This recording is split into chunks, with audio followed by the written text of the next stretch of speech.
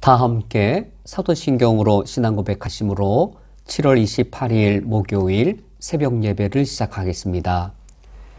전능하사 천지를 만드신 하나님 아버지를 내가 믿사오며 그 외아들 우리 주 예수 그리스도를 믿사오니 이는 성령으로 잉태하사 동정녀 마리아에게 나시고 본디오 빌라도에게 고난을 받으사 십자가에 못 박혀 죽으시고 장사한 지 사흘 만에 죽은 자 가운데에서 다시 살아나시며 하늘에 오르사 전능하신 하나님 우편에 앉아 계시다가 저리로서 산자와 죽은 자를 심판하러 오시리라.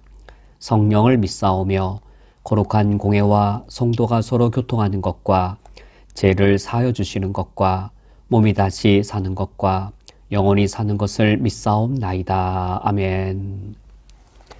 나를 사랑하시며 선과 인자로 나를 보호하신 하나님 아버지시여, 오늘 하나님을 믿으며 주님의 선하심을 의지하며 믿음 가운데 담대하게 살게 하여 주옵소서. 예수 그리스도의 이름으로 기도합니다. 아멘. 오늘 성경 말씀은 신약성경 마태복음 21장 20절부터 22절까지의 말씀입니다. 오늘 성경 말씀을 제가 봉독해 드리겠습니다. 제자들이 보고 이상히 여겨 이르되 무화과 나무가 어찌하여 곧 말랐나이까? 예수께서 대답하여 이르시되 내가 진실로 너희에게 이르노니 만일 너희가 믿음이 있고 의심하지 아니하면 이 무화과 나무에게 된 이런 일만 할 뿐 아니라 이 산더러 들려 바다에 던져지라 하여도 될 것이요 너희가 기도할 때 무엇이든지 믿고 구하는 것은 다 받으리라 하시니라. 아멘. 오늘 성경 말씀은 예수님께서 제자들에게 기도의 필요성을 가르쳐 주시는 말씀입니다. 그러면 왜 예수님께서 지금 이 상황에 제자들에게 기도의 필요성을 가르쳐 주시는 것인가?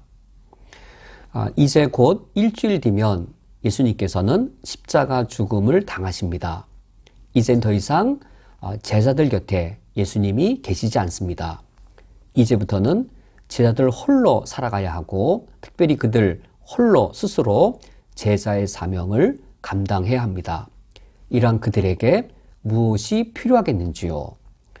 제자들이 기도의 의미를 바르게 이해하고 그리고 그 바른 기도를 바르게 실천하는 기도가 필요한 것이지요. 근데 오늘 우리가 읽은 20절 말씀, 첫 번째 9절 말씀에 발견하게 되는 제자들의 모습을 보면 제자들이 기도에 대하여 잘못 이해할 수밖에 없는 이 제자들의 태도를 보게 되어집니다. 20절 말씀을 보면 제자들이 보고 이상히 여겨 이르되 무화과 나무가 어찌하여 곧 말랐나이까? 라고 예수님께 호기심 어린 그리고 신기하게 여기면서 예수님께 질문합니다.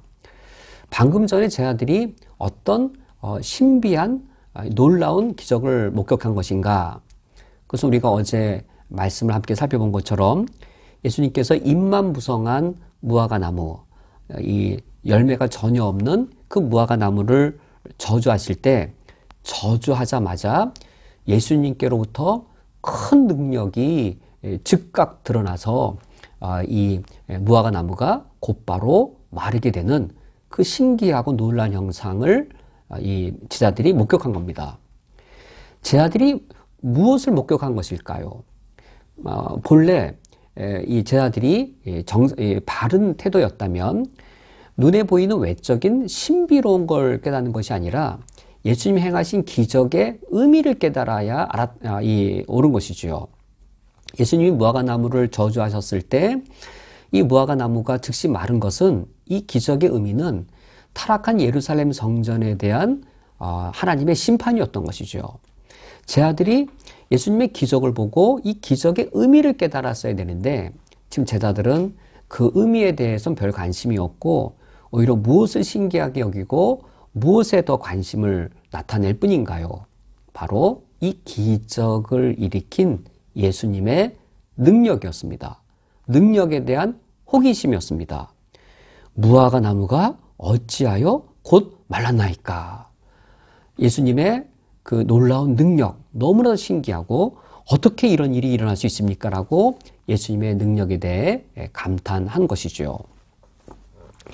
만약 우리가 하나님께 기도할 때 하나님의 능력에 몰입하고 하나님의 능력에 내 관심을 집중한다면 우리 기도는 어떤 기도가 되겠는지요?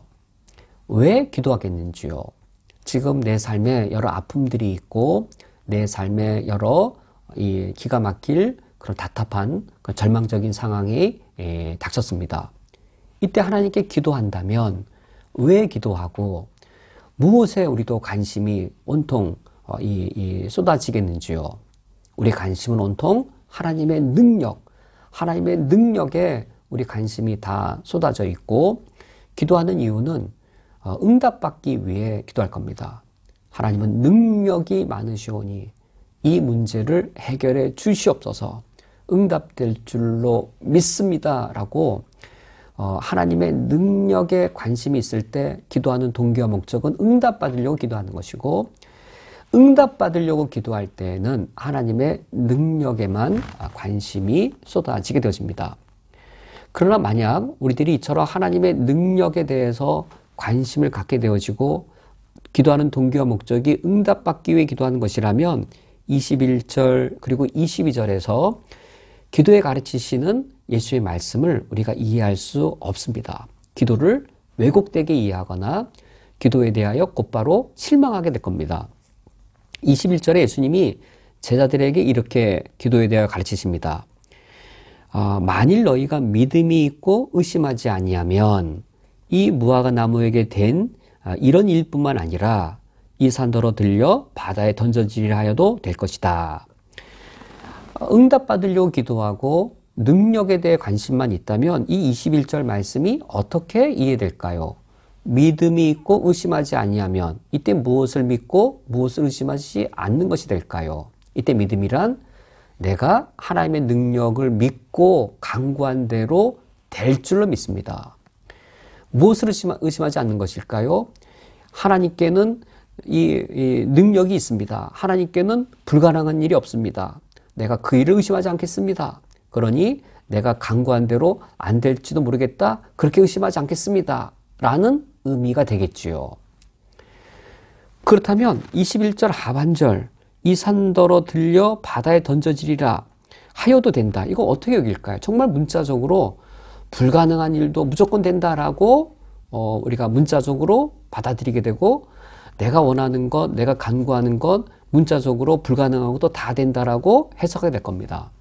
그런데 정말로 그렇게 간절히 간구하면 응답이 되겠는가? 특히 22절 말씀에 너희가 기도할 때 무엇이든지 믿고 구하는 것은 다 받으리라 라고 예수님이 약속하셨는데 정말로 하나님께 응답받으려고 기도하고 하나님의 능력 여기에 초점을 맞추어 기도했을 때 정말로 22절 말씀대로 이루어지는가 하는 겁니다. 거의 대부분은 이 말씀대로 되지 않습니다.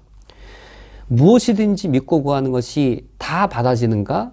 어쩌다가 받게 될 수는 있겠죠. 어쩌다가 간혹 이따금이지 대부분의 것은 우리가 무엇이든지 믿고 구하는 것이 응답되지 않습니다. 그래서 기도하지 않는 이유가 기도를 안 해봤기 때문에 기도를 안 하는 것이 아니라 응답받으려고 기도했었기 때문에 그 이후에 실망하여 기도를 안 하게 되는 겁니다. 열심히 기도를 안 해봤기 때문에 기도를 안 하는 게 아니라 응답받기 위해 열심히 내서 기도했었기 때문에 그 이후에는 실망하여서 기도를 하지 않게 되는 것이지요.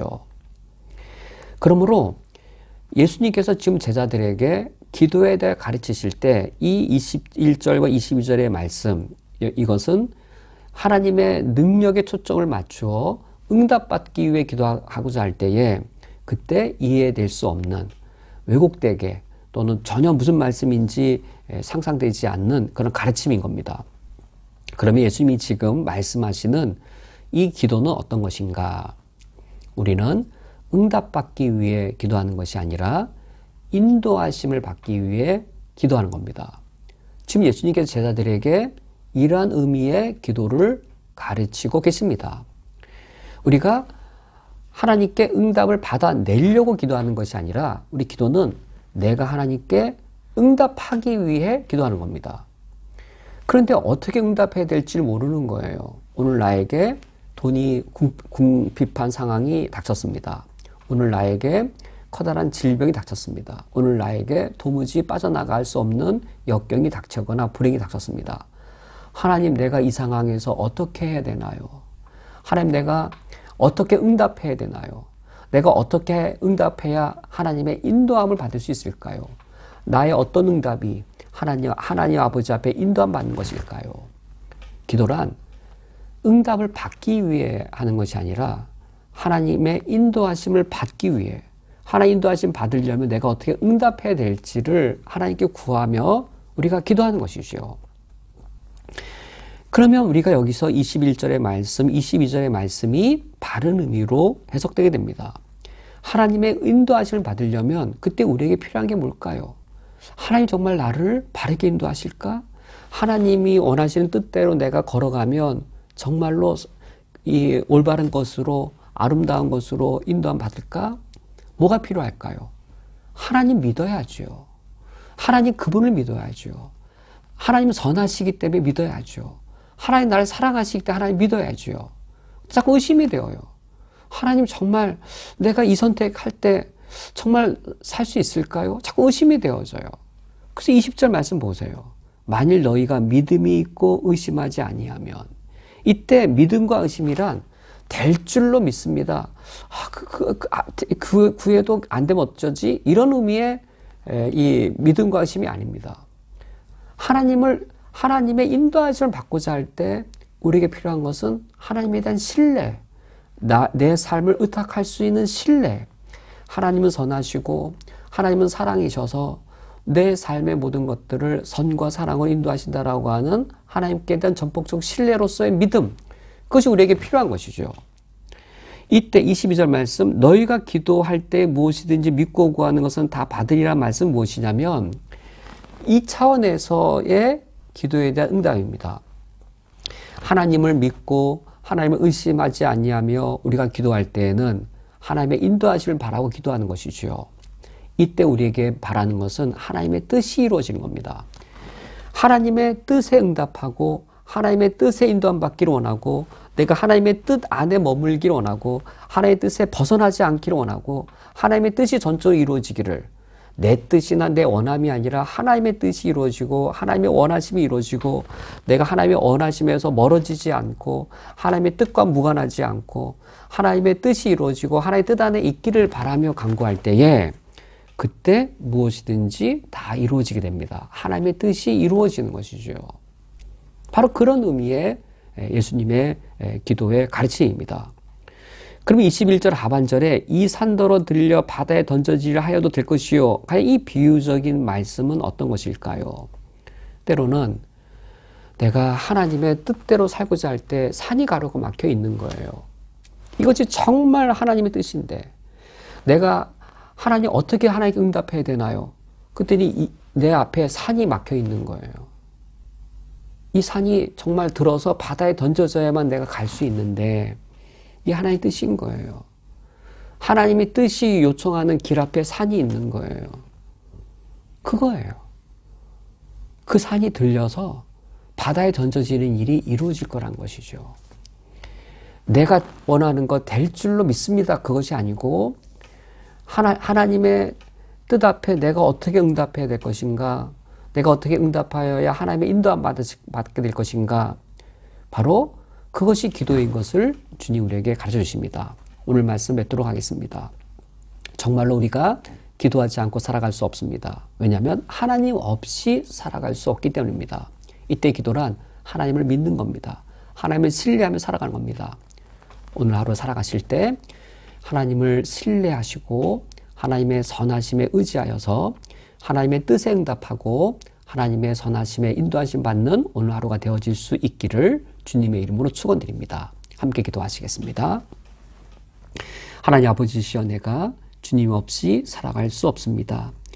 주님 없이 살아갈 수 없는 것만큼 하나님의 선하심을 신뢰하여 주님을 믿으며 주를 믿는 것만큼 주님께 기도하며 주님의 뜻에 응답하여 오늘도 하나님의 인도한 가운데 있는 삶을 살게 해 주옵소서. 예수 그리스도의 이름으로 기도합니다. 아멘. 다 함께 주기도로 오늘 예배를 폐하겠습니다. 하늘에 계신 우리 아버지여, 이름이 거룩히 여김을 받으시오며 나라가 임하시오며 뜻이 하늘에서 이루어진 것 같이 땅에서도 이루어지이다. 오늘 우리에게 농한 양식을 주시옵고 우리가 우리에게 죄 지은 자를 사하여 준 것 같이 우리 죄를 사하여 주시옵고 우리를 시험에 들게 하지 마시옵고 다만 악에서 구하시옵소서. 나라와 권세와 영광이 아버지께 영원히 싸움나이다. 아멘.